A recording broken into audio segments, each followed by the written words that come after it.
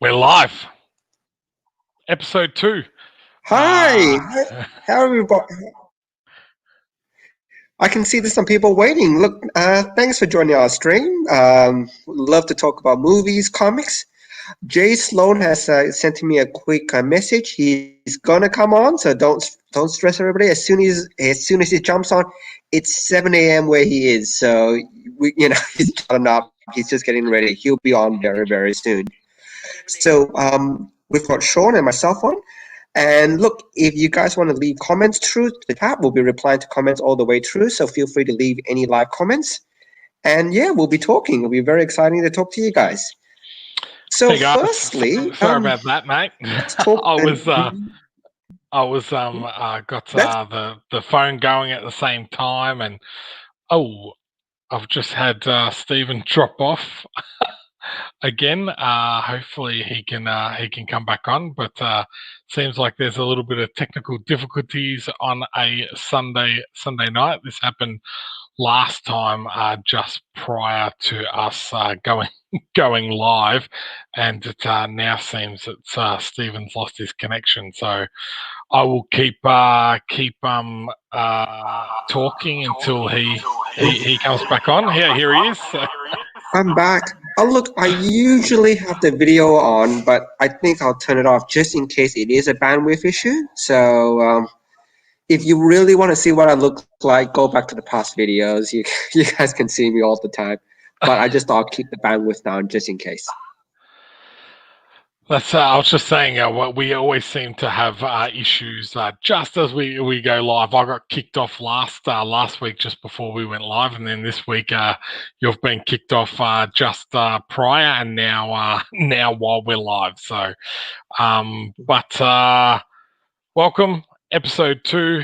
Thanks for everyone that's tuning in. As Stephen said, leave any comments or questions in the comments below.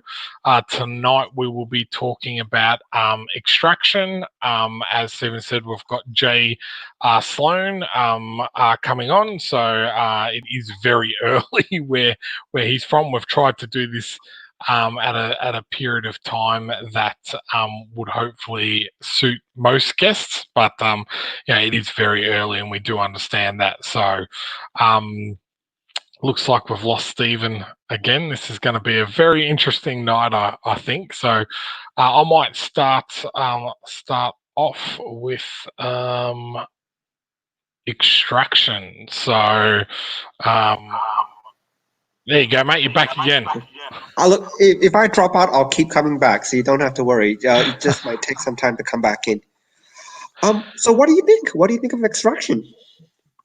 I really, really liked it. I thought it was quite an interesting movie. I actually didn't realize that it was based off a graphic novel, so that was surprising when I heard about it. I hadn't actually heard about the graphic novel and everything. Although, and again, guys, spoilers if you don't want to know anything before we talk about the movie. Just want to put it out there. We may reveal some things, so make sure that we're saying spoiler alert just in case. So but no, I enjoyed it. Wasn't a huge fan of the ending. That was my only bugbear, I've got to say. So but the action was great. Chris Hemsworth character was great. The actual storyline I thought was quite good. But that ending, I was kind of like it leaves it open to interpretation, but at the same time I was like, oh man, I just would have liked the ending that I thought did happen, type of thing. So without trying to give too much away. So I'll throw the spoiler up here, and the ending was actually written in a way, and it's interesting because the sequel to Extraction has already been greenlit. I don't know if you know. And Hemsworth is coming back, supposedly trying to re-sign to come back on. So look, I prefer the ending as it is. In the end, he just falls in the river, and that's it. It ends there. I really like that. But the reason they didn't actually show or they left it ambiguous is because if there was going to be a sequel, you know, they have a plausible explanation. Yeah, yeah, true. I don't know. I think sometimes the sequels and the trilogies and all that type of stuff, I just feel like it's a little bit of a money grab. I don't necessarily believe that it's the best storytelling. Like his ending, I thought was a very good ending. It was great in regards to his storyline, his story arc, or whatever. But in Yeah. regards to, the ambiguity of the end, and Quentin has said the exact same, asking the same question, was I just thought, oh, here we go. They're just going to make a second one, type of thing. Now, I'll hold my judgment until they bring out the second film. They might explain why or whatever, but at the same time, I think sometimes there's an opportunity there to build out a actual universe type of thing rather than have that same person type of thing. So, but that's just my opinion. The closest I could when I watched it, what the film really reminded me of John Wick, just in terms of the action sequences, and just in terms of I know Joe Russo actually filmed Captain America and I think Civil Wars, if I remember right, and I just love the single camera takes. I hate when they do cut shots in action movies. It's my absolute biggest bugbear, because it's one angle then another angle, and it's very disjointed. It gives it that fast flowing effect, but it also is very disorientating. I actually watched it back a few times. I love the single pan shots where the camera basically sits on Chris Hemsworth's shoulder the whole time, and you just follow his movements, and it'll go on for a good 5-10 minutes, and it doesn't drop the sequence. And I thought that was fantastic. Yeah, I totally agree with you. So, the one thing that I did find interesting was that according to all of the information that's coming out, is that this is most likely going to be the most watched original Netflix original film due to COVID-19. So many people are at home. So they're saying that about 90 million viewers will watch it in the first 4 weeks of its release. That's unbelievable. 90 million people have watched would have watched this film. I think that's like, yeah, I think that's you would. I don't even know what to say to that. That's just absolutely crazy. That's huge. If you consider that Netflix had a Will Smith, and this one he's an A-lister, a Will Smith A-lister movie, a Chris Hemsworth, and Chris Hemsworth is 100% A-list, and he's probably the one of the hottest actors out there now. A streaming company can afford to basically get these actors in to do a on-demand type movie. I think that's amazing. As a funny aside, though, Trolls, as a kids movie, I actually watched it with my little girl. Trolls, the world tour movie.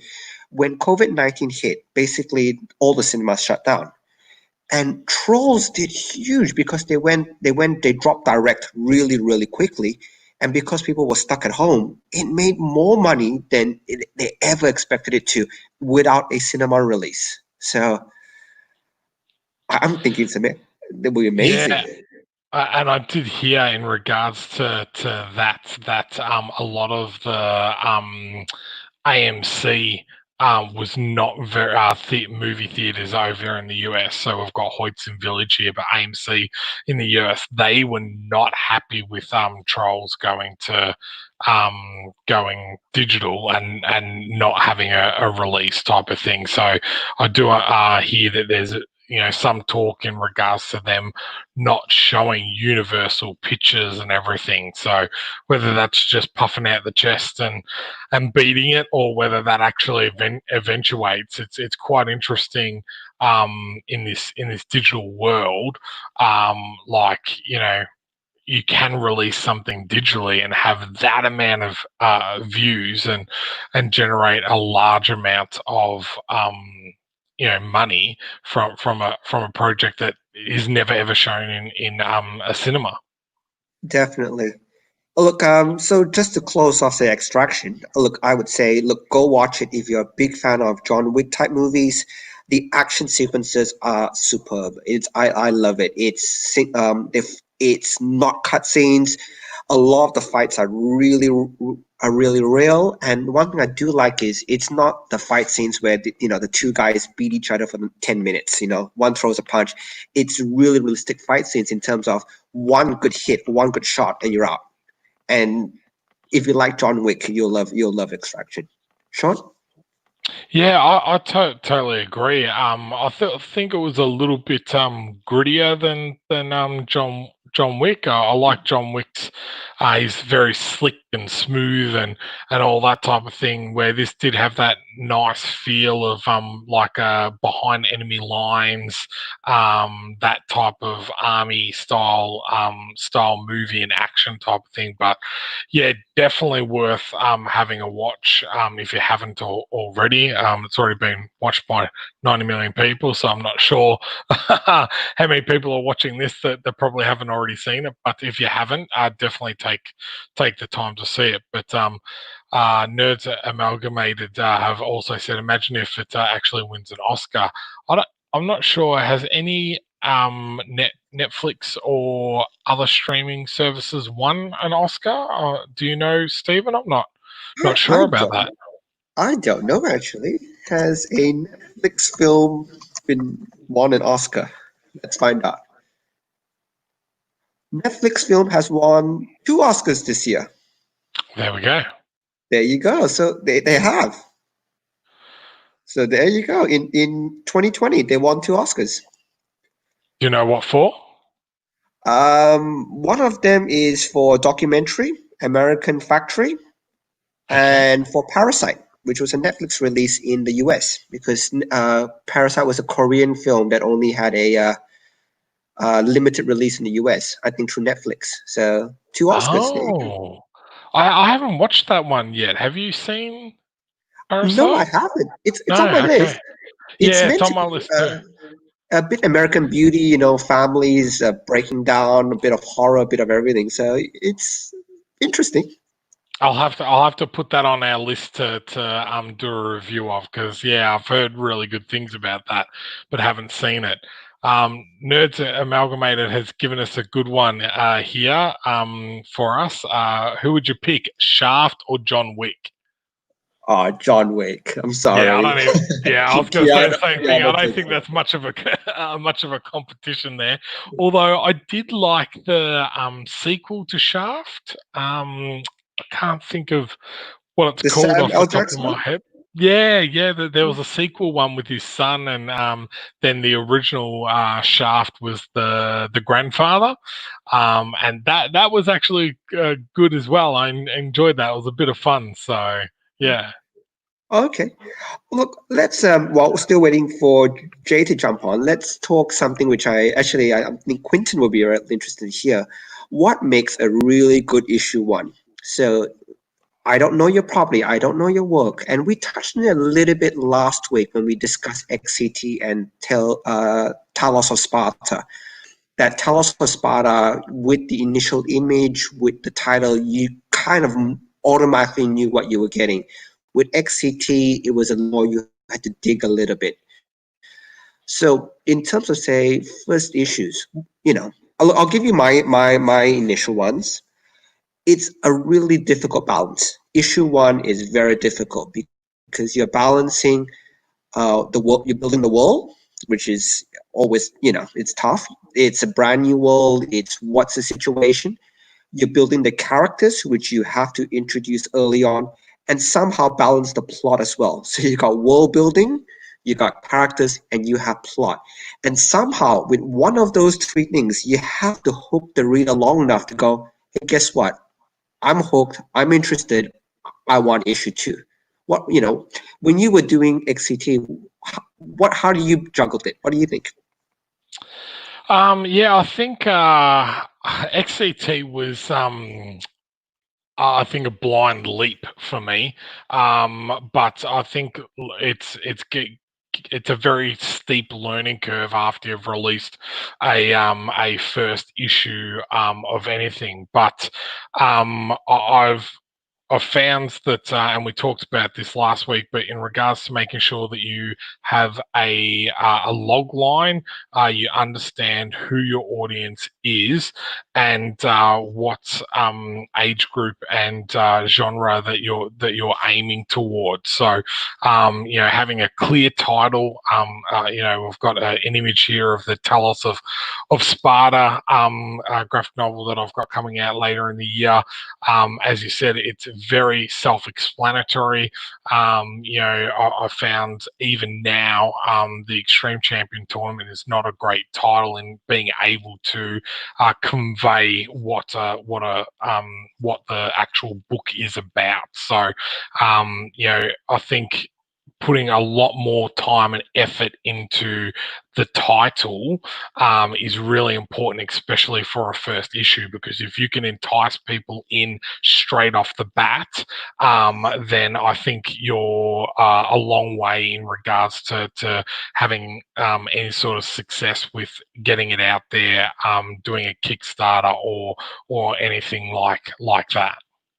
Yep, oh, definitely. For example, like with it is the book we both me and Sean did, Terra Olympus. Small plug. It's currently on Indiegogo. It's ending in a couple of days. So if you haven't checked it out, I'm gonna drop the link into the chat. Please check it out if you like. But for volume one of Terra Olympus, the couple of things which I did initially um, is basically to drop a bit of action to start off with. So I won't spoil volume one too much for people who do want to read it. But volume one basically drops the two characters in, it's in a situation they have a cat is stuck in an air filter and they have to save the cat. And the good thing about dropping characters into situations almost straight away, you get to see how they react. Like you get to see there's two characters there. One is Stefan and one is Mia. Stefan, you automatically get the feel he's more reserved. He's follow protocol. The cat dies. Who cares? While Mia is a bit more of the gung ho type, going, no, not on my watch. I will save the cat, and I will fix this. We're not going to let anything happen to the cat. But something like that straight away, I think, is always really good because you get to see how the characters work under pressure. That's what I always think. If you're going to introduce a character, put them under some pressure to start off with, because you know what I mean. It shows people show their true colors under stress.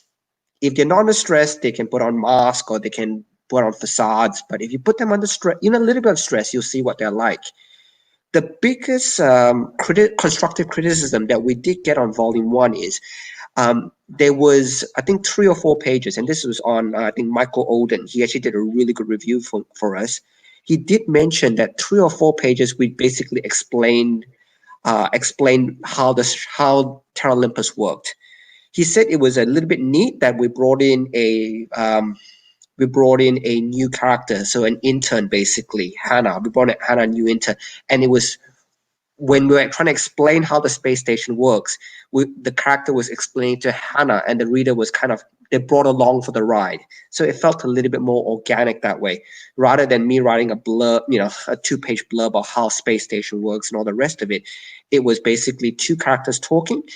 And the great thing about when they're talking is I love writing dialogue because you can drop a lot of personality in dialogue. You can sense that Hannah doesn't want to be there. She has other dreams, other ambitions. And you get someone like Mia, who absolutely loves being an engineer. She loves being there. So you get to drop a lot of the world building through dialogue. And I think doing it that way is actually a very, very good way to expand the world because the one thing I don't really like in comics is you've seen it where you get the first 2 pages basically explaining every single character. And I think that's where Suicide Squad did themselves a disservice, the movie, where the first, I think, 30, 40 minutes was basically Amanda Waller running through every single character. And you're just going, why? it, it's much better if the characters' interaction advance the plot line. And I think that was a big shame because look, I really enjoyed Suicide Squad, and I think like Margot Robbie's Harley Quinn was fantastic.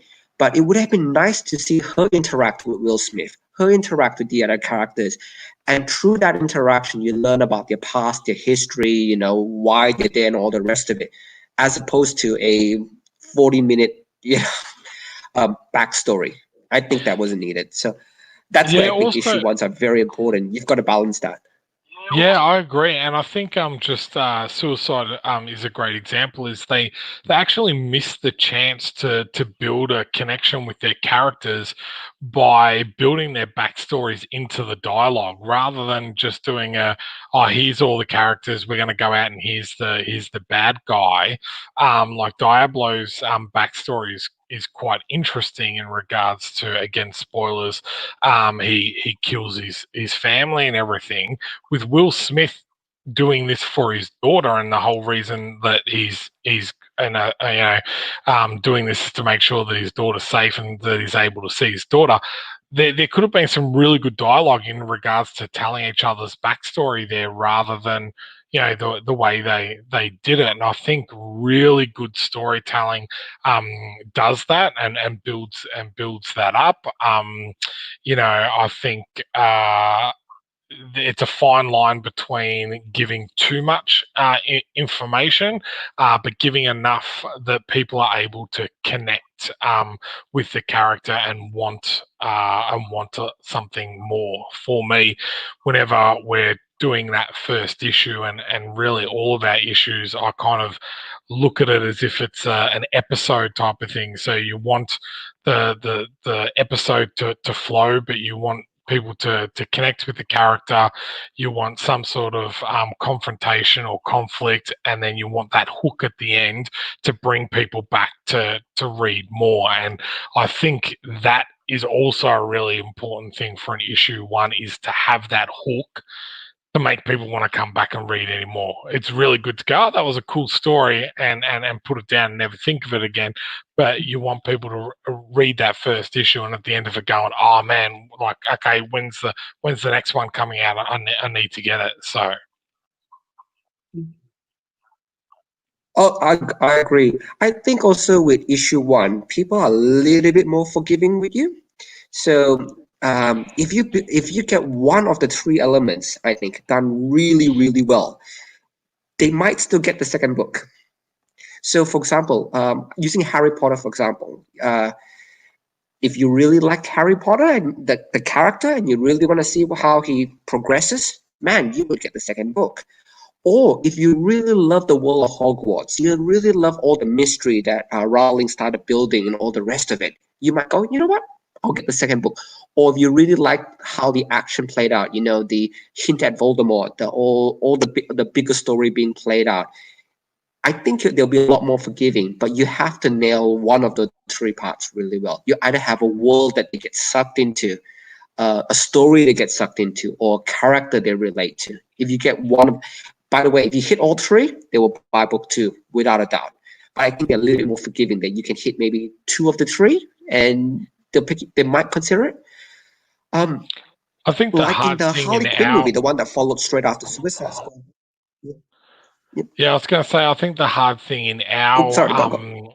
I think the hard thing in our field is that with a book, you've got 500 pages or more to be able to tell a really good lengthy story. You're able to be descriptive. You're able to give a lot of backstory and flashbacks and all those different things. In a comic, it's usually between 24 to 28 pages for a first issue. When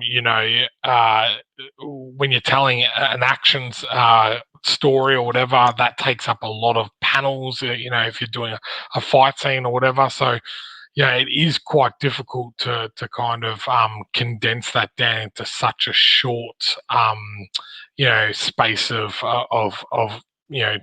content type of thing for people to kind of really entice them in. I think you're right. That's why people are probably a little bit more, forgiving on an issue 1 and go, okay, I'll pick up issue 2 and see if it's still, where this is the story going and if it really interests me and stuff. Could you do me a favor? And just because he's online now, could you bring up the Terra Olympus Indiegogo just for one more second? And can you scroll down to the variant cover? Yeah, definitely. There we go.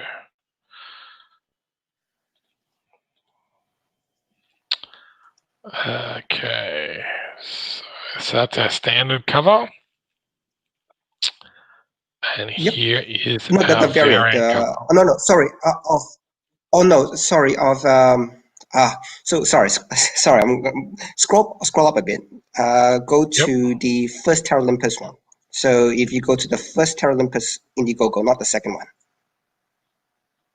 So if you scroll up to search for Terra Olympus, not the The second first one, campaign.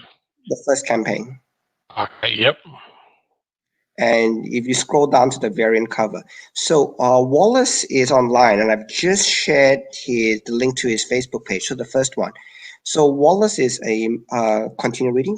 Wallace is a Malaysian artist who did the variant cover, the black and white variant cover for me. So scroll down a bit more. Hope the cover comes up towards the end. By the way, I love Vaughn's work. This is every time I look at it, it's amazing. There it is. So the variant cover by Wallace. So he's on the chat right now. Thank you, Wallace. It's amazing. Look, I love Wallace's artwork. Wallace. It's pencil sketches, and he does an amazing job. The link is in the chat, so I would encourage everybody to just click on his Facebook page, give it a like. Look, he does celebrities, and they look amazing. So, definitely hit him up. Yeah, I remember when you showed me that artwork and said, "Oh, what do you think of this as a cover?" And my first reaction is, I didn't want to color it. And I can't say that about much artwork type of thing. I'm very much a person that loves color. Most of my books are in color, but that image and really, I don't even think what you're seeing on the screen gives it real justice type of thing. But that image and his artwork is phenomenal. So yeah, definitely check out his work. So yeah. So he did the variant cover for one of my wordsmiths as well, and he did a fantastic job on it. I love it. So nice. We've got Quinton asking a question. Speaking of fight sequences, how many pages is too many?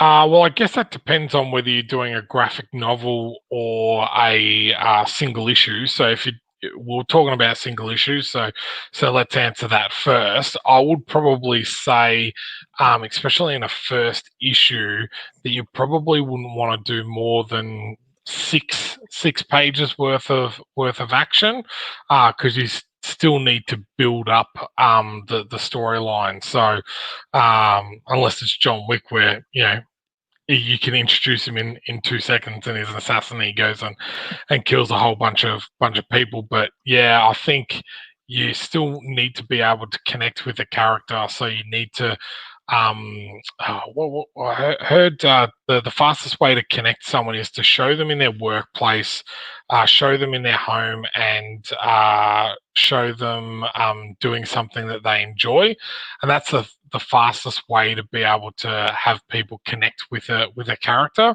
But that takes a bit of, especially in comics, a bit of time to be able to do in panels. So, myself personally, on a single issue, I'd say probably 6 or 7 pages out of a 24 page book, so a quarter of it. What do you think, Stephen? Oh, so Stephen didn't want to answer my question. He's fallen off offline again, but I'm sure he will be back on any minute. So this is the love of technology. So I'll keep jumping back in. Don't worry. My connection's not too good, so what are you on, mate? Are you on the NBN or what's going on there? no.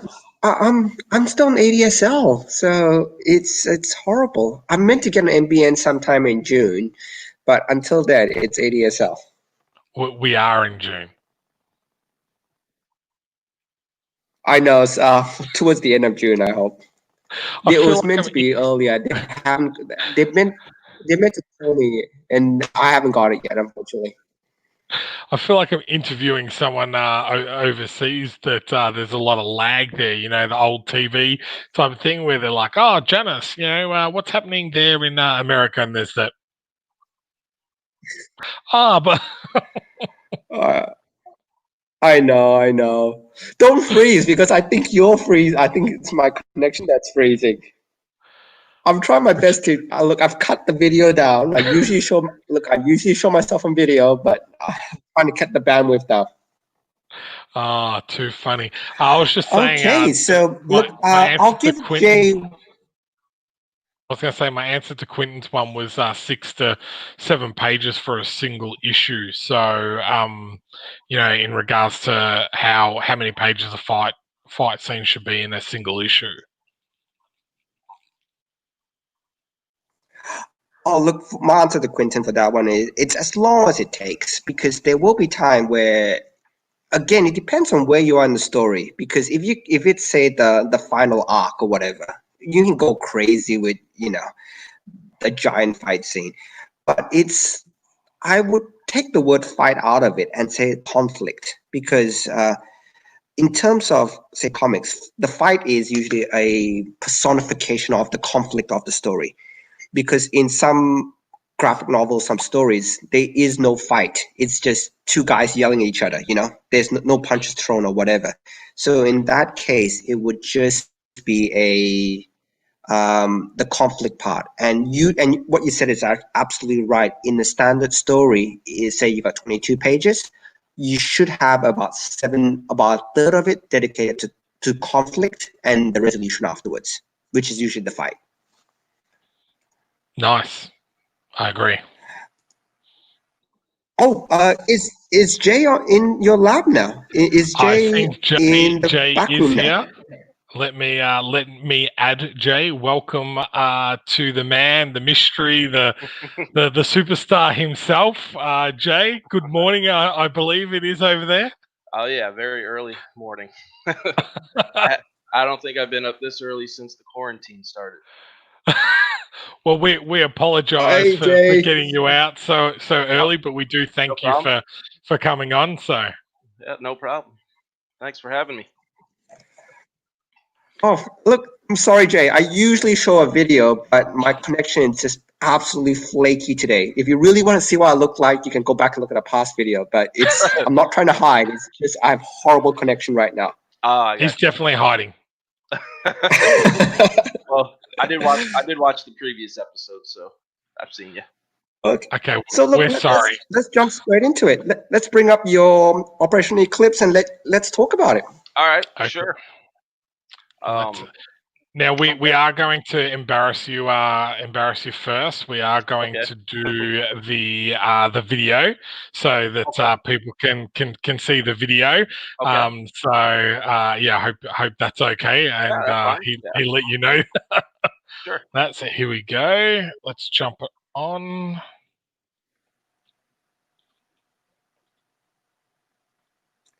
Is there sound on the video? There should be. I think you need to click a setting that gets the sound to the video, that mutes us and gets the video on. Yep, that's my fault. I've got my headset on and it is not not letting me share the sound that's coming through my headphone, but that's it. So we won't do the video. So we're all still learning this great fun experience of live interviewing. So yes, but tell us about the book, and I'll scroll down the campaign as you speak. Okay. Well, Operation Eclipse was actually created by my partner at Unparalleled, Ray Merrick III, and he started creating it back in 2007, and it started out as a joke between him and his buddies at a wedding, and he kind of kept with the idea after their little get together and talks, and kind of worked on some of the characters and developed it further, and then came up with some story, and it just kind of he kept working on it and it just kept growing. So now he's got it as a fully realized character and comic, and he's actually tightening up the script on the second issue.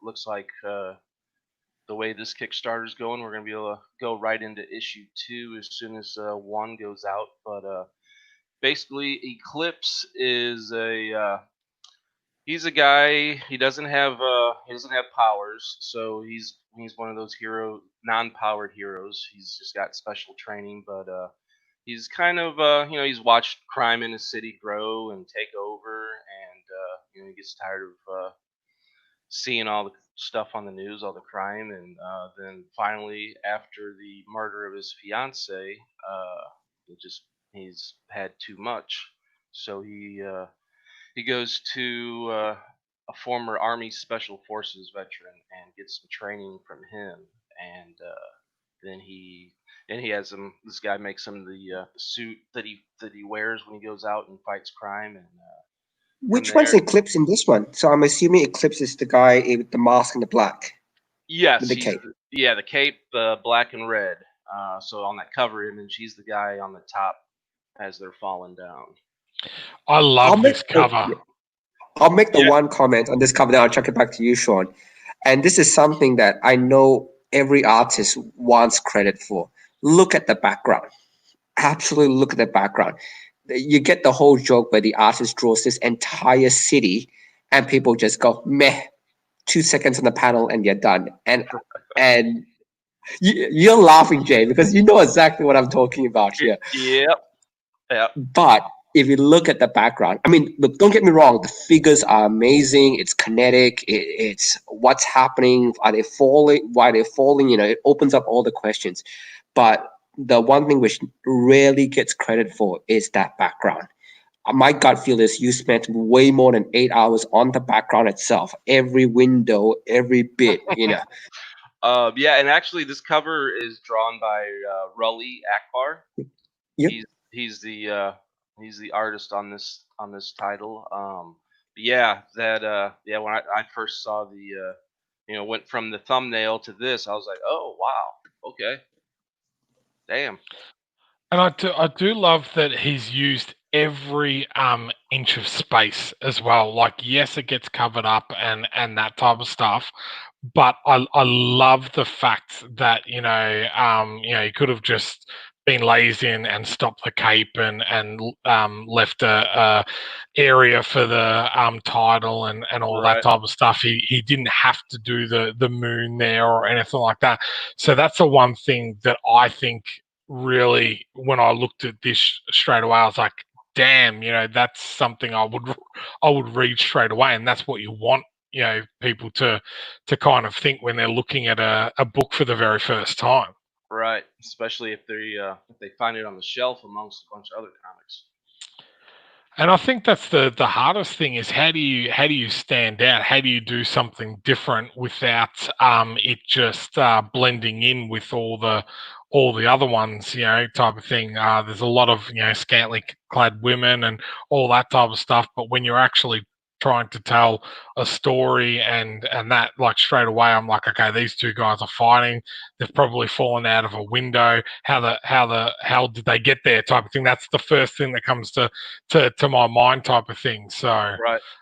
So you were saying that so is this your first creator? No, you've had created 4 before, so you've got a bit of a following, because that's fantastic. You've already reached your goal, you're over your goal, and you've still Right. got some time to kind of raise some more money. Yeah, yeah, and this is actually so yeah. For the first one I ran was not successful. We didn't meet our goal. You know, that first experience running a Kickstarter, and it was a bit overwhelming. It was a learning experience for sure. And then we took a short break. I think we came back 2 or 3 months later on that first try with my first campaign, and you know, we did some studying and relaunched, and then we met our goal. We did pretty decent. I think we went maybe 500 over our goal on the second try. So then after that, you know, each time has been a learning experience. The trends seem to change, you know. But yeah, this I'm really happy with the way this one's going so far. That's great. So That's what are awesome. some of the? I'll scroll down. What are some of the rewards people can kind of get? So of course you've got the book. How many pages is it? It's a 22-page full color book. Um, there are a couple. There's two other cover options. We have two variant covers. You can get some pinups. We have 4 different options on pinups. There's a level where you can get one pinup, or you can get all 4. We also have add-ons. So if you just get the comic and want to add a couple different things, we also have there's sketch card options where I'll do a 2.5 by 3.5 inch sketch card of any one character of the backer's choosing. Um, and let me see, because I'm wrapping Oh up. wow, that looks good. Oh, Yeah, they're nice. They're super nice. thank you. That's really detailed. That's fantastic. Yeah, you know, I like. Sometimes I'm like, all right, these are just sketch cards. I don't need to get, you know, into it. But then you know, I have a habit. Once I get into the artwork, I just kind of get lost in it, and I just keep going until I'm I'm like, all right, there we go. That's good. So yeah, and then yeah, the custom commissions, which are just slightly larger, those are on 7 by 10.5 inch, so they fit in the bag and board with the comic. And Clever, yeah, clever. because we did one with another company, and we had oversized, and it was a pain in the butt trying to figure out how to package them up for mailing and make sure they weren't getting bent up, the corners weren't getting bent up in the mailing process. So I was like, no, what if what size do they have to be able to fit in the bag and board with the comics? So that's how we're doing those. Yeah, no, that's a great idea, because I think everyone loves the 11 by 17, Yeah, but you're 100% correct when you're trying to ship that with a comic which isn't the same size, which means then you need to either you need to bag and board the comic, then you need to do something to protect the artwork, and yeah, the shipping goes up, and then it kind of defeats the kind of purpose of being able to raise as much as you can without putting that extra expense or shifting that extra expense back onto the backer, type of thing. So I yeah. think that's a really clever idea. And I don't know whether it's big in the US, but I actually haven't seen anyone do like the sketch cards before. That's a Uh, really cool idea. I like that as well. Yeah, I think I had one of the first Kickstarters I backed. This was years ago. The creator did sketch. He had a sketch card reward level, and that was the one I pledged to. And I just, when I got the card and with the comic, I thought it was a really neat idea. I was really happy with it. So when we were brainstorming on ideas, you know, we looked at a lot of other successful Kickstarters, and we're looking to see what they did, and kind of uh, calculate what we wanted to do based on other successful Kickstarters, and that was one that I liked. And it's a rather quick and easy reward to fulfill. Yeah, and I think people get worried about taking ideas off other Kickstarters, but if the idea works and you're Right. putting your own spin on it or your own characters or doing just something slightly different, then that's just smart business. That's a great way to kind of get extra funding. As we say, we want to give all the backers as much as possible Right. for their dollar type of thing. So yeah, Right. that's great. So these your other books? These two? Yes, these are the two previous books we did, Transgenesis and Stellar Odyssey.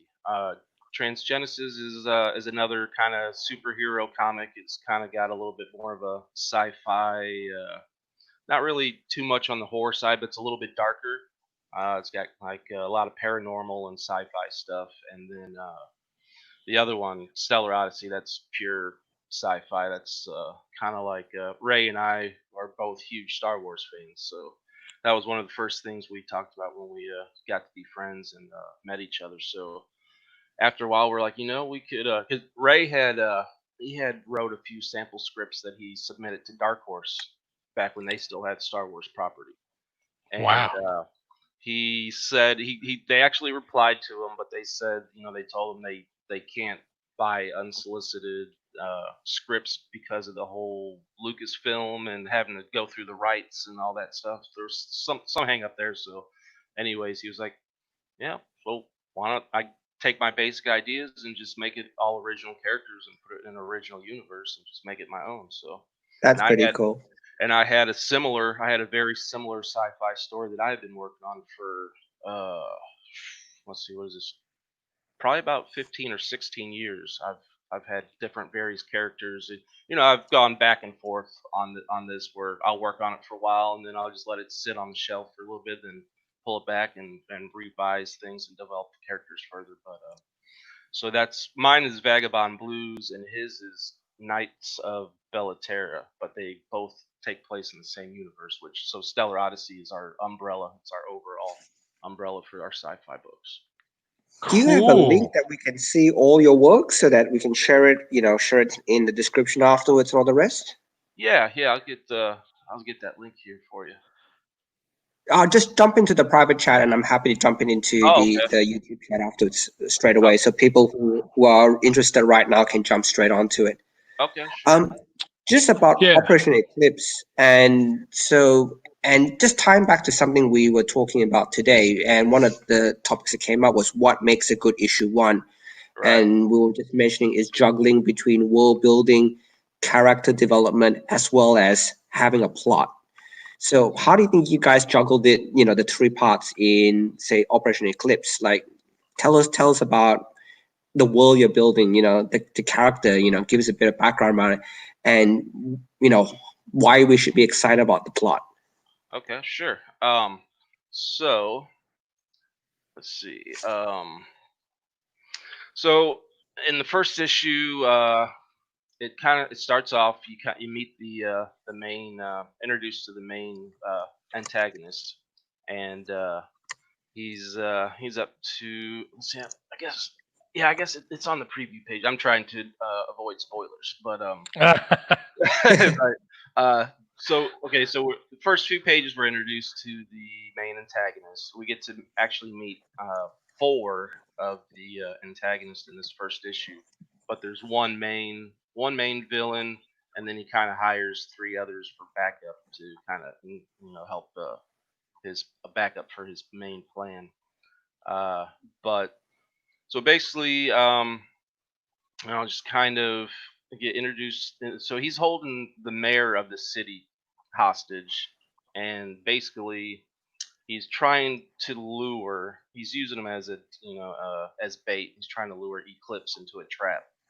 So um, in the beginning, we just you just kind of see him torturing the mayor, and Eclipse is sneaking up in the building, and from there, uh, he tries to sneak up on him and confront him, and then from there it goes into that's when the action starts. So in the beginning, it's kind of a tension builder. First, first 7 pages is kind of a tension builder. I guess actually page 7 is where the action kind of starts, the confrontation starts. But so yeah, Ray built up the tension a little bit there, and then we get some action, and then let's see here. I don't want to give the ending away, but yeah, we get to meet a little bit of the character and his background through the dialogue and narration, kind of not too much, but enough to try to interest the readers, and then it does end on a cliffhanger. That's nice. That's what I was talking about in regards to having that hook at the end Yeah, to make those people want to come back and read again type of thing. But yeah, I loved the way you explained that, because we were talking about how to pace that first issue, so you don't want to go that just action from go to woe, right. so to build up that tension, to have that action in the middle, and then some dialogue, and then ending on a cliffhanger, explaining maybe a little bit more of the story in the universe. That's a nice kind of split of a story in a first issue. So Yeah. how did you come up with the title of your series? That's on Ray. So well, obviously Eclipse is the name of the main hero. Operation Eclipse. I don't know if I ever asked Ray the full description, the full explanation on where the operation came in, but I would guess maybe since it might have something to do with the training process of the going to the old veteran and getting training, and the whole operation of trying to confront and put an end to the crime in his city. That's cool. So you mentioned that you guys have started scripting issue 2 already. With the Yes. success of issue 1, and by the way, everybody in the chat, and if you do watch this video afterwards, please check out his Kickstarter. The link's there, and if you guys can support it, it's always great. But for issue 2, how's the script going? Is it almost done? Are you going to be start thumbnailing yet, or what's Um. where's that one at? Well, our artist Rolly, he's still finishing up issue 1 at the moment, so he's got I think he still has 10 more pages to do, and then yeah, by the time he finishes up those final pages, I think Ray's gonna have that script ready just to hand off to him, and it's going to swing into some sword fighting, like some ninja action. That one image that just popped up with all the swords. That's Oh man, these look good. Yeah, so there's only 5 days to. Oh, that's cool.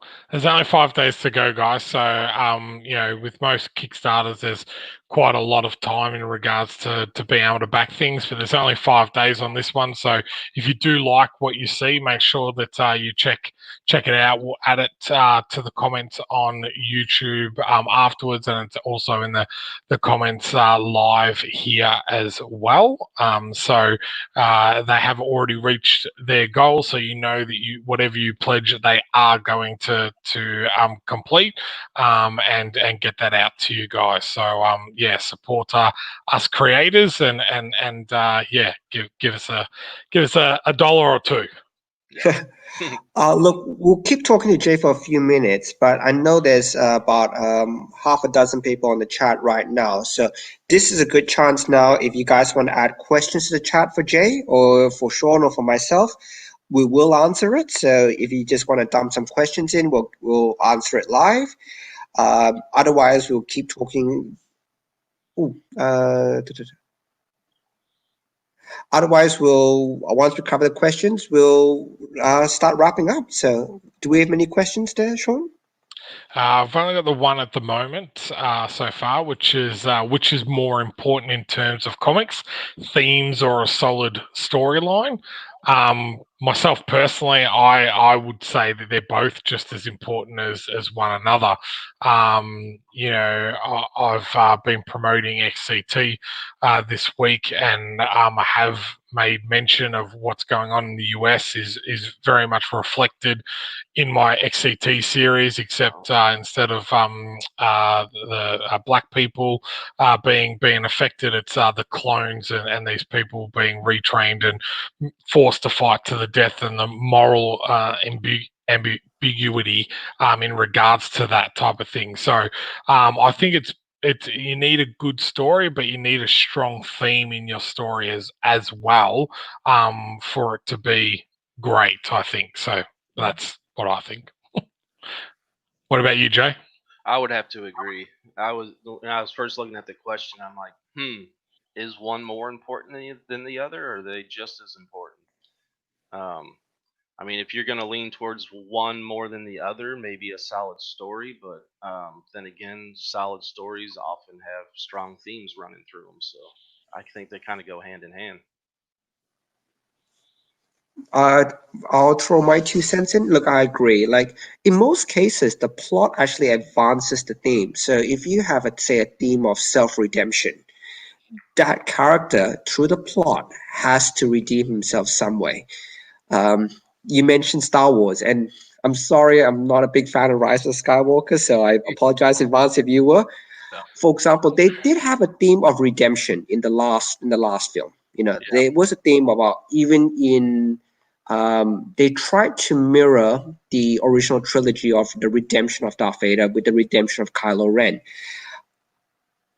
Where you had the theme of the redemption of Kylo Ren, the story didn't link up properly. Like I don't think Kylo actually did something that was so redeeming that he switched to become a good guy, and the audience bought it. While in say the original trilogy, you had Darth Vader always reaching out to Luke. Together we can rule the galaxy. You always had Darth Vader having that soft spot for Luke. He wouldn't destroy him. He cut off his hand. He didn't strike him down, and all the rest of it. But with Kylo, I don't think there was ever that big moment. I know in the second movie he did reach out to Rey and say, "Hey, Rey, together we can rule the galaxy." In the second movie, but I don't think the third movie, the redemption, was there. And so it felt a little bit flat. That theme and the plot, where it doesn't intersect well, it does make it feel a little bit flat. Yeah, and also to touch on that, Ray and I were just talking about this last night. It seemed like the whole sequel trilogy was like a quick flyby. Like we didn't really get to know the characters till almost the end of the trilogy. So yeah, there wasn't enough character building along the way, and each character's character arc were pretty weak. I mean, overall, actually, like in my opinion. The one I found the saddest one was actually Phasma. Oh yeah, what a waste of a I character. What? Look, you had Gwendolyn Christie. Man, she can fight. She can fight. You seen her on Game of Thrones. She beat the crap out of Jamie Lannister. Mm-hmm. Uh, she's built. She's had the cool silver armor. Yeah. When she was first brought on, your instant reaction was, "This is going to be the next Boba Fett. This is Yep. going to be your character that people are absolutely going to love." Yeah. And you gave her no arc. You never gave her a redemption. You never even introduced her more than in the first Force Awakens, she was a joke. She was, "Oh, I'm going to point a gun at you, and suddenly I'm going to give up every single code to all the buildings. So you guys, do what you need to do. You're free." And in the second one, I hated the fight between him and Finn. Her and Finn. Um, just because she's meant to be this badass character. Stormtroopers are all afraid of her. She's meant to be the one that, what, you step out of line, you have to report up to Phasma. And the fight was nothing. It was like, what I would have loved to see is in the second movie for Phasma to absolutely, beat the crap out of Finn. Finn escapes, but beat the crap out of him. And throughout the third movie, for basically for Finn to improve, to get better, and then come to right at the end where he gets his redemption against Phasma. That would have been I think, a nicer arc than just having her knocked out in the second film. Yeah, it I was. want to play the devil's advocate here. Oh, go for it. Remember with Boba Fett, he only had 2 minutes of screen time, and literally Han was blind, hit him in the backpack, and sent him into the Sarlacc pit. So it's hard for us, I believe, because I'm a massive fan of Star Wars as well. I've just finished my cinema room this week, and I've put up all my original movie posters. I've got the first 3 up, the original 3, as well as my Caravan of Courage poster, one sheet up as well. But we are so entrenched in the expanded universe and the broader story. It's hard to remember when you're just watching something for the very first time that she was only in it for a very short amount of time. You thought she was going to be this big character. Now they can expand that out in comics and other shows and everything, and they have with Resistance, the cartoon series with Phasma and stuff like that. But I've gone back and rewatched the trilogy, and you're saying that there was no redemption point or that for Kylo Ren. For me, that point was when he had the lightsaber and he was talking to Han again, and he's like, I don't feel like I have the strength to do what needs to be done, and that's what the first time he said exactly what he said to him. And you think that's actually to kill him, which he does, but it's not. It's the strength to actually turn around and throw his lightsaber away. And for me, I thought that was quite symbolic. And the part for me where I was like, okay, that's where he started his redemption path. It's very disjointed. I think you get that when you don't actually have an idea of what the trilogy was. You've had someone come in and write one, you've had someone come in and write a second, then the third person's trying to tie up. That like never works. At least with George, he had a very good idea. Yes, he didn't direct all the films, but he had a very good idea of what that broader story was. Even if you don't like the prequels, at least they connect together quite well in regards to telling the story of Anakin. Where these sequels just kind of a little bit all over the joint. And I agree with you, Jay, saying that you never really get to know any one of the characters in regards to really caring about them, type of thing. You're more upset about what happens to Han. You're more upset about what happens to Princess Leia. Type of thing. You're more upset that what happens to Luke than any of the other new characters, type of thing. So, yeah. No, that's very fair points. Very, We very promised fair. we weren't going to talk about Star Wars again. I know. Jumping back to the questions, there's one We've got from another one. Quinton. Yep. Look, for me, and I'll let you guys answer as well. For me, if I had to choose just one, if I know you need all 3 to be, you need all 3 to hit for it to be a really good story. But if it's just one, it's the character for me. Because if people can relate to the character, the audience will forgive a lot. If they like the character, they forgive. It's like your football team or your basketball team or whatever. If you have a favorite player, you will forgive him for an off night. You will forgive him if his team sucks. But if you don't like the character, it's harder to like the world and harder to like the story and the conflict. That's just me. Jay? I would, I would say character as well, and pretty much the same, like you were saying.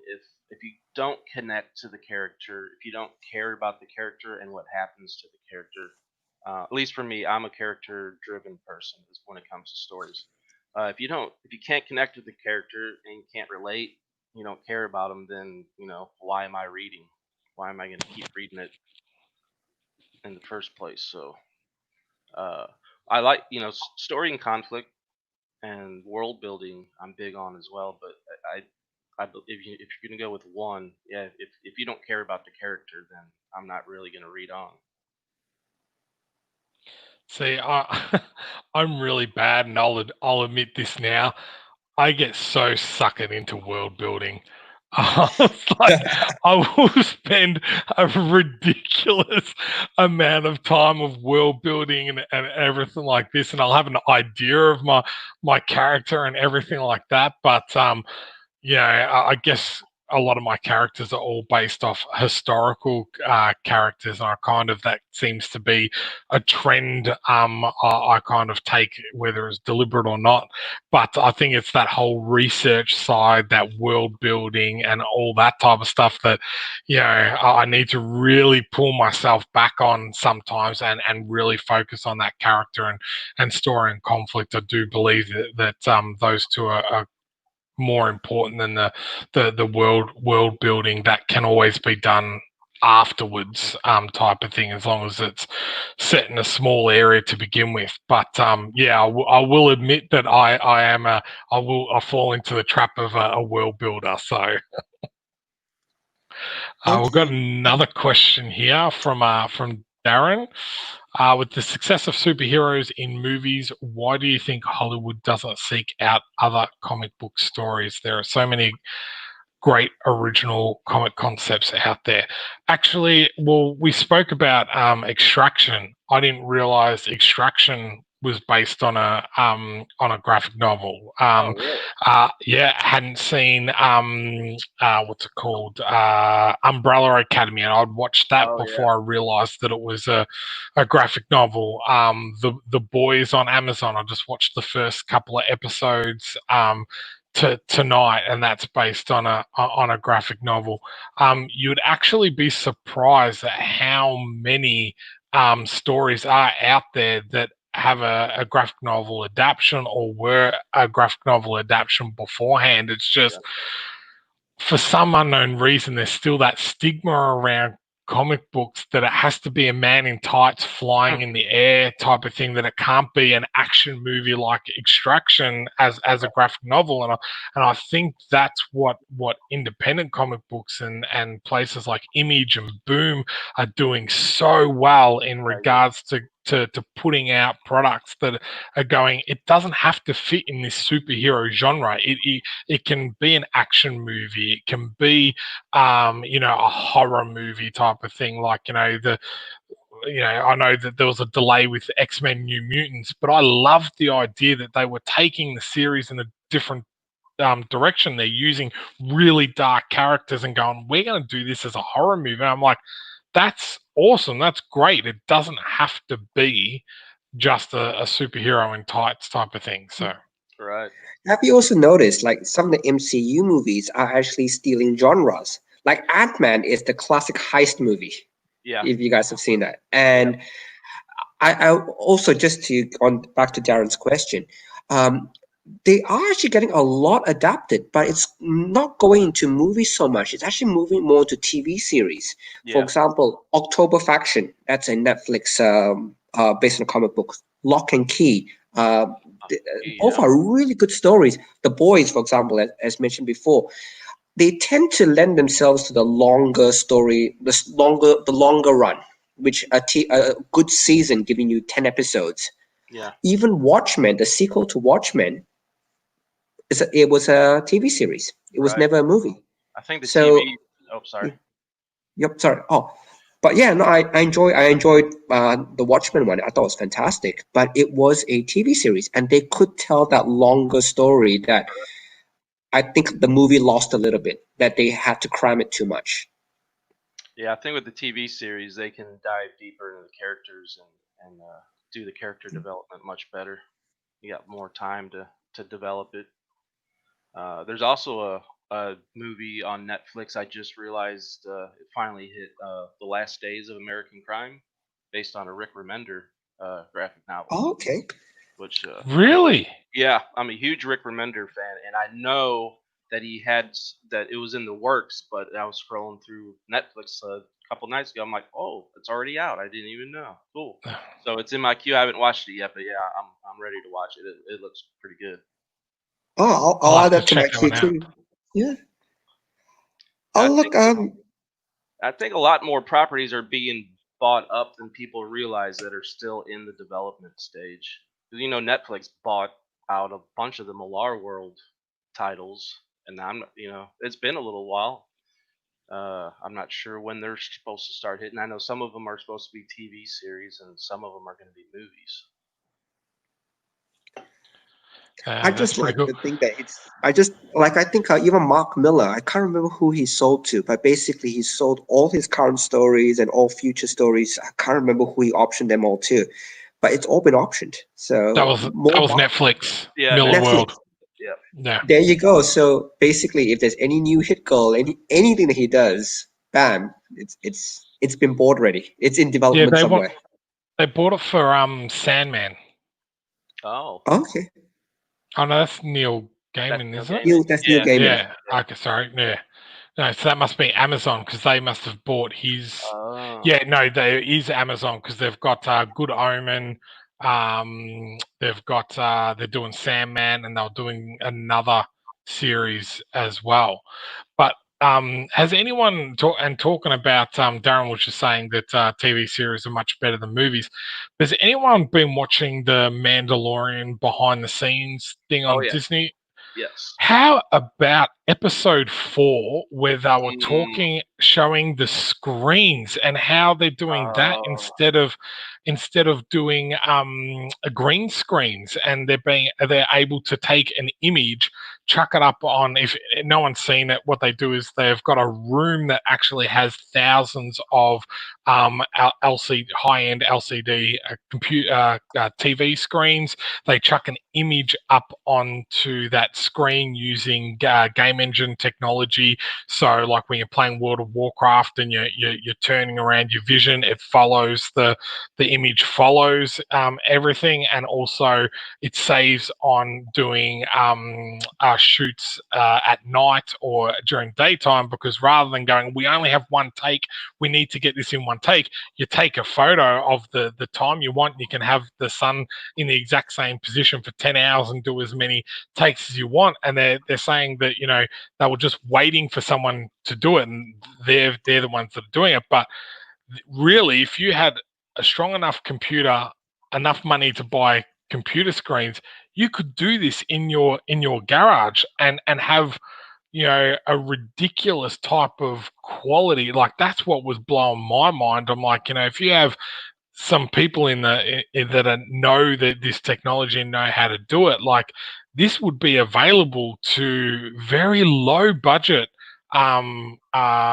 companies, rather than, you know, these massive multi-million dollar companies type of thing. So that's what really interested me. If you haven't seen it, please go and check it out. If you're into filmmaking or cinematography or any of that, it blew my mind. Yeah, I was surprised. I was like, oh, I'm like, that's what they're doing there, you know, on lots of these shots. I was surprised, and it blew my mind too. I was like, wow, that is really cool.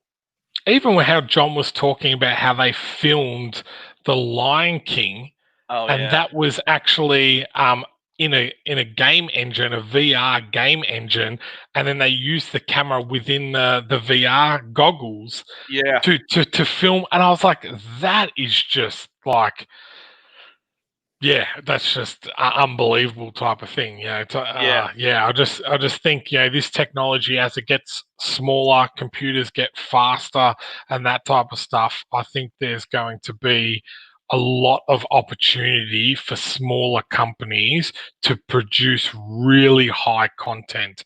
And you can see that already, like with YouTube and Twitch and these type of things, these type of shows. Like at the moment, you know, I've got my crappy office behind me type of thing, but you can now get green screens, throw up images and all that type of stuff just using, you know, the standard camera on my laptop type of thing. So with this technology, you know, I was like, wow, man, what I was just running through my head as I'm trying to go to sleep. Then I got, I could imagine XCT doing this, and, you know, the arena in the background. You only need to take a photo of people cheering, and that's it. You would have a arena. Yeah. Sorry, I could go. But the main point takeaway is basically the tech is there. we can do it basically. Give it enough time, and anybody can do it.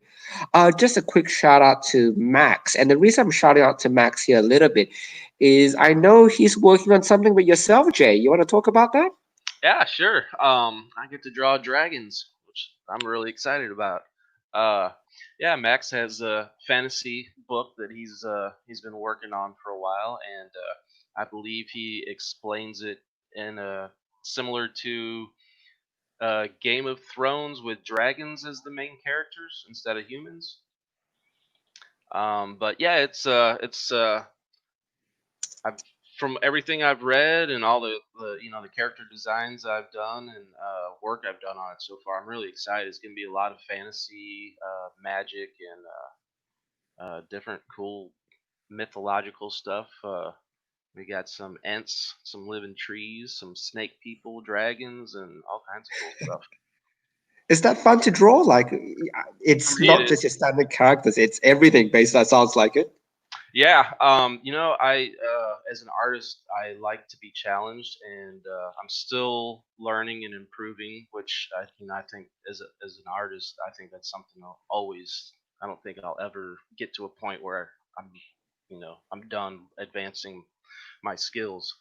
But yeah, so comics, you have to be able to draw anything and everything because you never know what's going to come through on a script that you're going to have to draw. So yeah, for me this is exciting because I get to draw something, a lot of something that I haven't really had a chance to draw much. Now as far as the dragons, now growing up, I like when I was in grade school, like first through third or fourth grade, my thing was drawing dinosaurs. Like I was obsessed with dinosaurs. Everything, anything dinosaurs, I was into, and I was just always drawing. Lunch table. I'd eat my lunch, and then I'd start drawing some dinosaurs. When I'm in class, supposed to be taking notes, I'm at my desk drawing dinosaurs. So it's kind of a full circle now, and going back around to the dinosaur type stuff. There's a guy in the US whose name is Sean Keenan, and he does dinosaurs in the West. And I get mistaken for him all the time on my Oh, on my Facebook. I get all these right. people going, "I love your dinosaurs, man!" Blah blah. And I'm like, "Yeah, I can't draw to save my life. If you want to check out my comic, I've got a comic. I write it, but I can't draw it. I do apologize." But Oh, and the, what you've drawn, like the three series that you've got. So you've got Max's one, which is quite a Game of Thrones, animals, or dragons and creatures type of thing. Then you've got like a more human operation type one, and then you've got your sci-fi one. That's quite a good range of different things to keep you motivated Yeah. and intrigued and interested in drawing type of thing, I guess. So. Yeah, yep. It has taken a lot more time for researching, image researching and practicing different uh, drawing different things, but it's all worth it. It's what rewarding. about fight sequences? And I'll give you an example. Say with Terra Olympus, the artist I use, basically I point him to MMA fights. That's Mm. if you want to know how to if look, this guy has a single knee takedown and followed by a ground and pound or go for the armbar. So that's and I send him Ronda Rousey videos. So I Oh, nice. Yeah. remember Ronda Rousey won her first 5 fights by armbar. Just Oh, fun fact. oh, that's right. Yeah, actually, those are probably great references for fighting scenes. Um, yeah, I look up a lot of depending on the fighting style. Like I'll look for maybe clips from movies for like martial art films if it's a more of a martial arts style, or if the weapon, I just kind of based on the style or what's being used in the fighting, if it's just hand to hand or if there's weapons or whatever, I try to think of either movies or uh, different images, whether it's paintings or computer art or whatever. I just do image research, and a lot of times I'll spend quite a bit of time on the image researching, and I look for different styles, different perspectives and angles, and just uh, all of it really. Just any bit of images that I can take in to help with the What final. about the Kirby fight, Kirby-ish, and I'll use that term in some of the fight scenes because if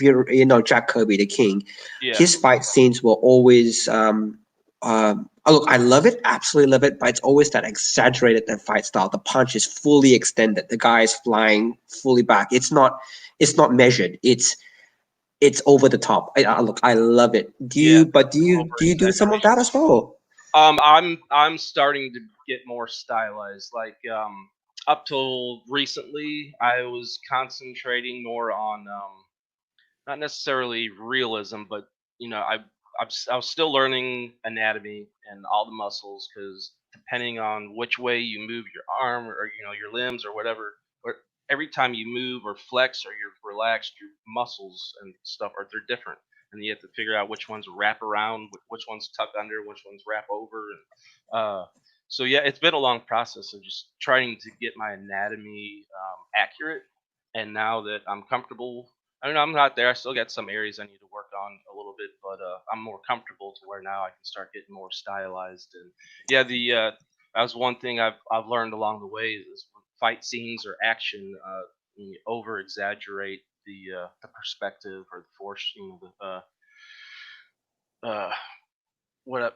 over exaggeration of the form really helps it pop more and feel larger than life. Oh, definitely. Oh, look, thank you so much for your time. I know it's really early in the morning, so I'll probably let you get back to some sleep. Right. Um, we'll just go through the chat to say, shout out to everybody. Hey, Anthony from Soda and Telepaths.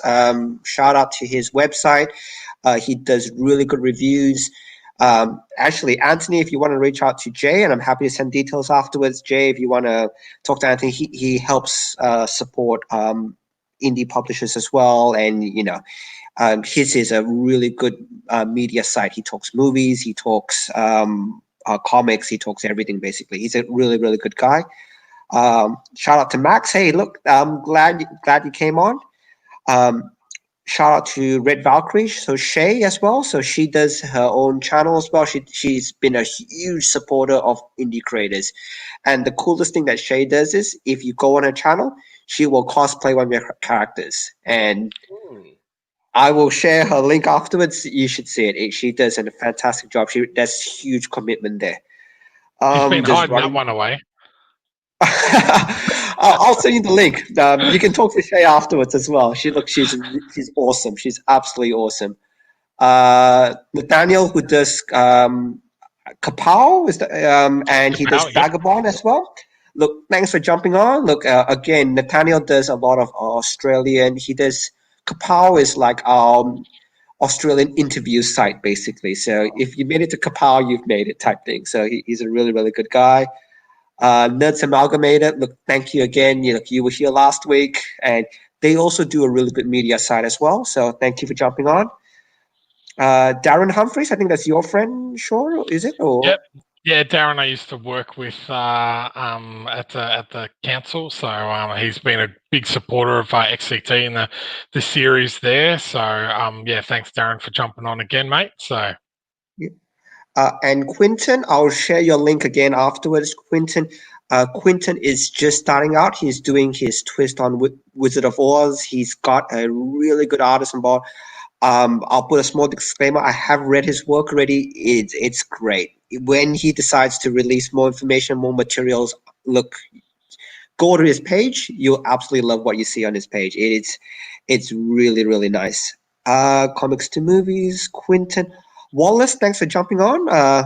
Look, Wallace does a lot of realistic sketch work. So thank you, Wallace, for jumping on. Really appreciate to hear you. And I think I've covered everybody. If I've missed somebody, I do apologize. I'm just scrolling through the chat. But look, thanks for coming on. Thanks so much, Jay. Thank you. Look, Thank you for having me. what we'll do is after this is done, I'll start sharing. I've shared your work into a lot of Facebook posts as well. I'll continue to share in the last couple of days. Hopefully that drives a little bit more traffic on. Nice. And look, you're at 4,300 Australian.